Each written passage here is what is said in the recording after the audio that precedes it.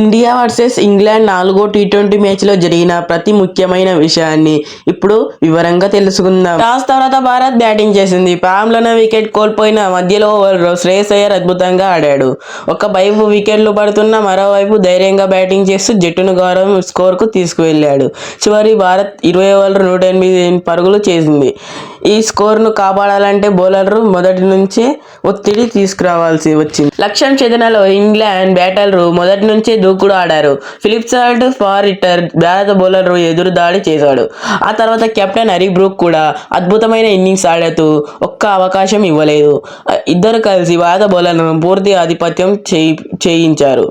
భారత్ ఎక్కడ వెనుకపడింది. భారత బౌలర్లు సరైన లాంగ్లో బంతులు వేయలేకపోయారు. పవర్ హిట్టర్ వికెట్లు తీయలేకపోవడం మ్యాచ్ను ఐర్లాండ్ వైపు తప్పింది. ఫీల్డింగ్లో కూడా కొన్ని చిన్న తప్పిదాలు కనిపించాయి. ఇవన్నీ కలిసి భారత్కు భారీ నష్టంగా మారాయి. ఇంగ్లాండ్ కేవలం ఒక్క వికెట్ మాత్రమే కోల్పోయి లక్ష్యాన్ని చాలా సులభంగా చేరుకుంది. ఈ విజయంతో 5 మ్యాచ్ల సిరీస్ను 3-0తో సొంతం చేసుకుంది. ఒక్క మ్యాచ్ వర్షం కారణంగా రద్దయింది. భారత్ ఈ మ్యాచ్ నుంచి నేర్చుకోవాల్సిన పాఠాలు చాలా ఉన్నాయి. ఈ మ్యాచ్లో మీకు ముఖ్య కారణం ఏదనిపించింది? బ్యాటింగ్, బౌలింగ్ లేక కెప్టెన్సీ? మీ అభిప్రాయం కామెంట్లో తప్పకుండా చేయండి.